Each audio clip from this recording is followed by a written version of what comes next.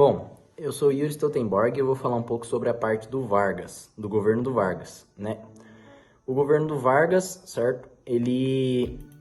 Uma característica do seu mandato, no caso, do seu segundo mandato, foi que as características do seu primeiro mandato de nacionalismo, elas não eram mais permitidas na sociedade, porque a sociedade já tinha entrado dentro de uma democracia onde as características nacionalistas, extremistas e autoritárias não eram mais permitidas. E isso causou um certo descontrole por parte do governo, porque ele não conseguia mais ter aquele controle autoritário sobre as ações das pessoas e essa manipulação. E aí, por causa disso, ele tentava agradar todos com aquela maneira populista, vamos dizer assim, de conseguir agradar todas as pessoas. E aí, por causa disso, em 1951, ele facilitou os investimentos estrangeiros, né? Os investimentos privados estrangeiros, no caso. Mas mesmo assim, ele manteve a associação com investimentos nacionais. Mesmo o Vargas tendo deixado o nacionalismo, ele ainda focava nas camadas populares, né? Porque sempre foi um dos objetivos dele, até que depois ele ficou conhecido como o pai dos pobres. E aí, por causa disso, em 1983, ele criou a Petrobras, né? E 53, na verdade, falei errado, desculpa aí. Em 1953 ele criou a Petrobras, certo? Depois dos movimentos que ficaram conhecidos como o petróleo é nosso, tem até aquela foto dele com a mão na graxa, na graxa no sentido no petróleo e tudo. E essa empresa ela passou a ter, isso é muito importante, ela passou a ter o monopólio do petróleo, do refinamento e da extração do petróleo no Brasil. Ele planejou a criação também da Eletrobras, que era para ter o mesmo molde de monopólio, só que na parte da energia, no setor da energia, mas não deu certo. Aí, em 1953, para ele ter mais apoio popular, uma coisa que ficou meio contraditória na visão de algumas pessoas que eram capitalistas e tudo, que ele nomeou o João Goulart como ministro do Trabalho, e daí a classe conservadora meio que ficou um pouco revoltada.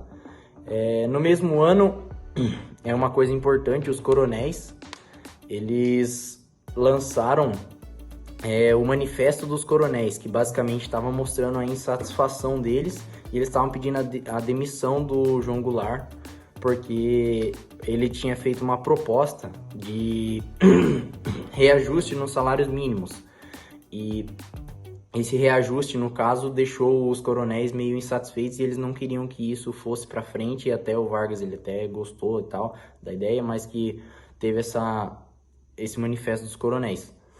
Aí o Vargas, ele cedeu só que ele não conseguiu conter e acalmar essa oposição no sentido dos conservadores, estavam exercendo muita pressão em cima dele. E isso tinha como centro a UDN, né, e um cara chamado Carlos Lacerda, que ele era líder do jornal Tribuna da Imprensa, e esse jornal ele fazia críticas, no caso, à esquerdização do Brasil, no caso algumas tomadas mais de esquerda, no caso de nomear o João Goulart como ministro, né, entre outras práticas. Aí em 1954, o Lacerda ele foi ferido por um atentado, ele foi ferido, mas o seu guarda-costas particular ele morreu, e durante essas investigações, né, foi apontado como o chefe da guarda pessoal dele, o chefe da guarda pessoal do Getúlio Vargas foi apontado como mandante, não, como executor do crime, né, no caso, o mandante e tal. E aí, para a oposição, no caso, ficou claro a participação efetiva do Vargas nesse atentado ao Lacerda, que era, no caso, o opositor a ele. Aí, devido a essas turbulências, as Forças Armadas, pressionaram o Vargas a renunciar ao seu governo, porque eles queriam que eles tivessem uma participação mais efetiva e que os direitos, não os direitos, mas que, no caso, os objetivos, as visões deles fossem mais tomadas dentro do governo. E aí, vendo todo ele perdendo, o Vargas, ele observando essa falta de apoio político, né? E ele estava até pensando lá na frente a iminência de um golpe, tanto é que ele tinha dado um golpe no primeiro mandato, estava na iminência de tomar um, aí ele decide se suicidar com um tiro no coração no dia 24 de agosto de 1954, né? E aí, quando ele morreu, provocou uma imensa comoção popular mesmo. E depois da divulgação do testamento dele, onde ele respondeu aos anos das práticas populistas e tudo, a população saiu às ruas, eles atacaram a oposição, a sede dos jornais do Lacerda mesmo e até o prédio do Ministério da Aeronáutica foi atacado pela população, comovida pela morte do Vargas. E essa reação popular, no caso, ela impediu qualquer tipo de golpe por parte dos militares, que eles estavam pensando, porque a reação popular foi muito forte, foi um baque muito grande na sociedade. E isso possibilitou com que o vice do Vargas, ele assumisse a presidência, que era, no caso, o Café Filho, e aí agora a Luana vai começar a explicar um pouco mais sobre o governo do Café Filho. Bom, eu vou falar um pouquinho sobre o governo do Café Filho. O governo do Café Filho foi muito marcado pelo resgate dos princípios econômicos e também pelas eleições que foram feitas após a morte de Vargas. O primeiro a mostrar sua candidatura foi o Juscelino Kubitschek.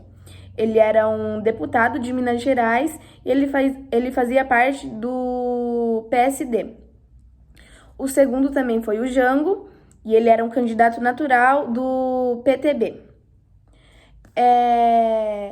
O Jango, ele era muito popular entre as massas, só que ele sofreu uma forte oposição dos grupos mais conservadores, que se consistiam nas Forças Armadas. O candidato da UDN foi o Juarez Távora. Ele era um ex-general e ele tinha ligação com a Escola Superior de Guerra. Ele também participou das antigas revoltas tenentistas, guerras tenentistas. Bom, e o Juarez, em seu discurso, ele pregava a moralização do regime.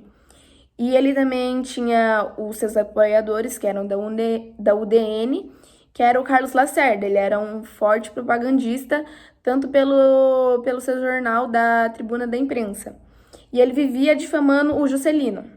E o Juscelino tinha como seu discurso o desenvolvimento do país. Era um discurso desenvolvimentista, que tinha como base usar tanto os recursos públicos, tanto quanto os privados, para industrialização.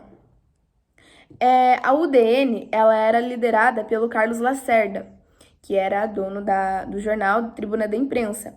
E eles estavam querendo aplicar um golpe de Estado, apelando até para as Forças Armadas.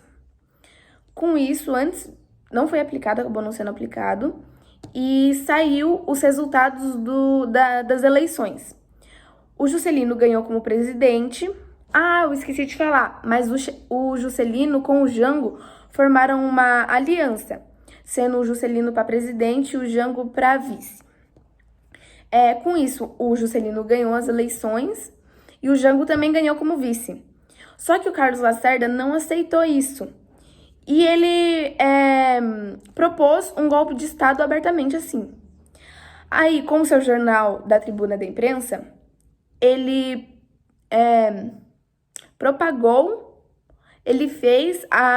formulou a Carta Brand, que acusava o Jango de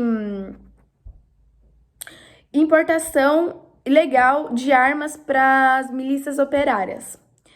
Com isso, o general Henrique Teixeira Lott, que ele era o comandante do exército, ele propôs um contragolpe, que era um golpe para evitar o golpe. Ele antecipou o ataque dos golpistas. Bom, com as tropas nas ruas, o ministro assumiu o poder, logo entregando a presidência para o presidente do Senado, Nereu Ramos.